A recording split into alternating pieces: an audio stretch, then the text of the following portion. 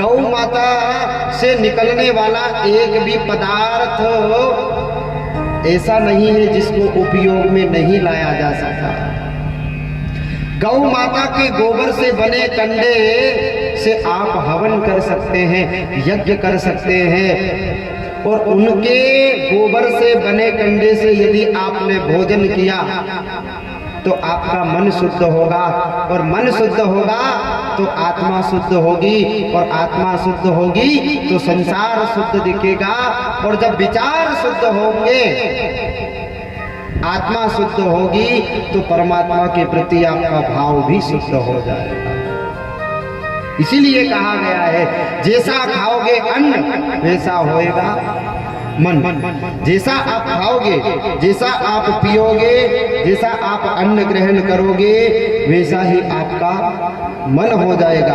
अगर आपने अच्छा भोजन किया है, अच्छा भोजन आप ग्रहण करते हैं, तो आपका मन भी अच्छी चीजों के प्रति जाएगा, और आप बुरा भोजन करोगे, बुरा खाओगे, बुरा ग्रहण करोगे, तो आपका मन भी बुरे के तरफ ही जाएगा। अब खाने वालों के लिए मैं बताता हूं,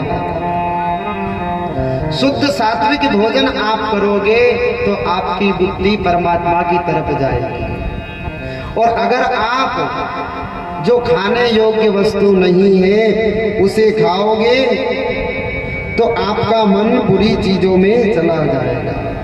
कि मांस मांस सब खात है, मांस मांस सब एक है। यह शरीर कैसे बना है? मांस से बना हुआ है। चाहे गाय का हो, बकरी का हो, मुर्गे का हो, इंसान का हो, किसी भी प्राणी का मांस हो, सब में एक ही तरह का मांस लगा हुआ रहता है।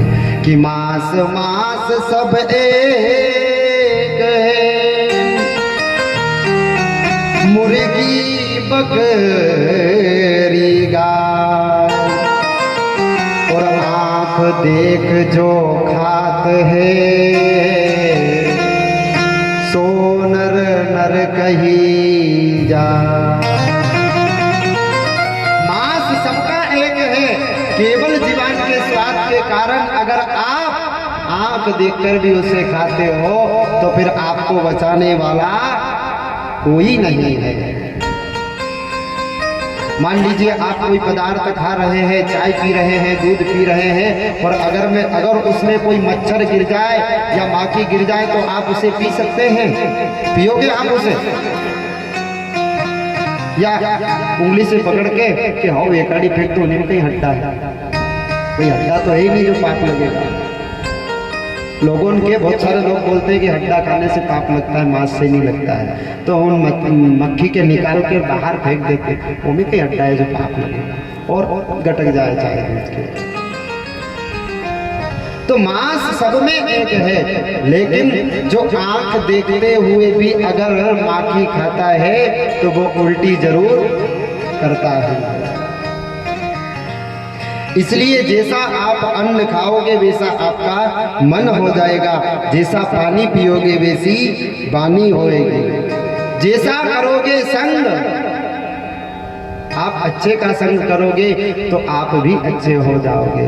भक्त का संग करोगे तो भक्ति मार्ग में लग जाओगे, और दुष्ट का संग करोगे तो आपके अंदर भी दुष्ट भाव आने लग जाएगा। भाई कथा सब जानते हैं, कथाएं सबको पता है, कथा कौन कौन सी है सब जानते हैं, लेकिन जब तक मानव जीवन के ऊपर आपको कुछ बात नहीं मिल जाए फिर क्या कथा हो? कथा तो सब जानते हैं, वही राजा रानी, वही भगवान की कथा है।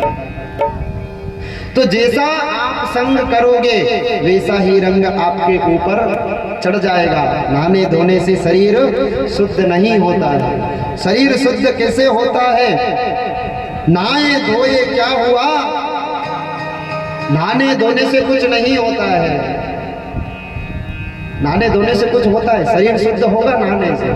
नहाने से शरीर शुद्ध हो सकता है, अंतर आत्मा की अगर शुद्धि करना है तो सबसे पहले इस मन में जो मेल है, जो गंदगी भरी हुई है, उस गंदगी को निकालना पड़ेगा। तब जाकर के आपके अंतर आत्मा में शुद्धि आएगी।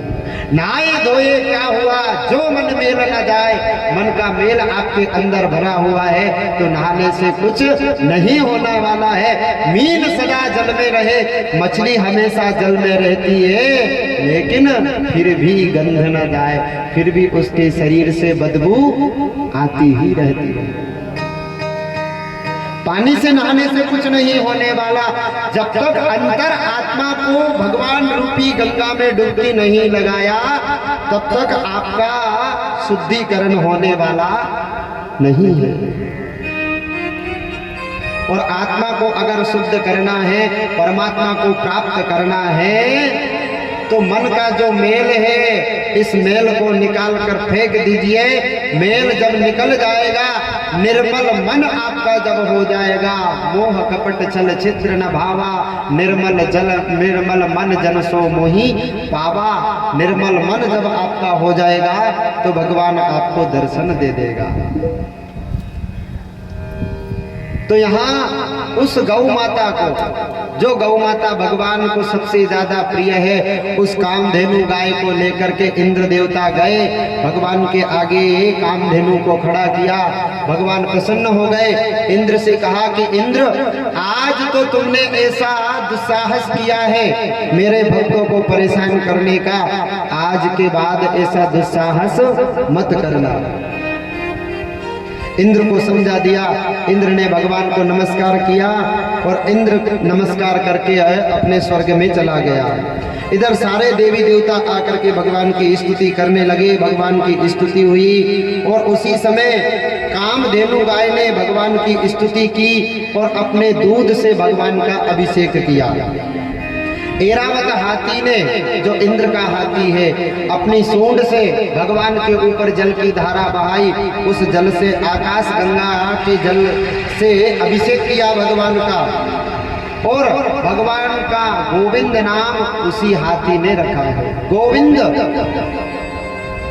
गोविंद किसे कहते हैं कि जो हमेशा गाय की वंदना करता है। गोविंद, गो की जो वंदना करता है उसे गोविंद कहा जाता है।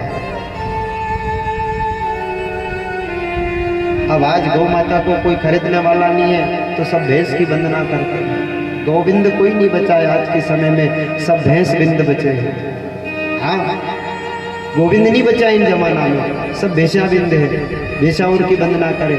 शुक्रवार देखो सुटलिया में मनक की भीड़ नहीं, जगह नहीं मिले पाँव रखवा की। सोमवार के दिन बीनागंज में और शुक्रवार के दिन सुटलिया, सब भैंसों की वंदना करते हैं। तो गोविंद नाम भगवान का उस ऐरावत हाथी ने रखा। सारे देवी देवता भगवान के ऊपर पुष्प की वर्षा करने लगे और सब देवी देवता मिलकर के भगवान की स्तुति कर रहे हैं। बोलिए बाके बिहारी लाल।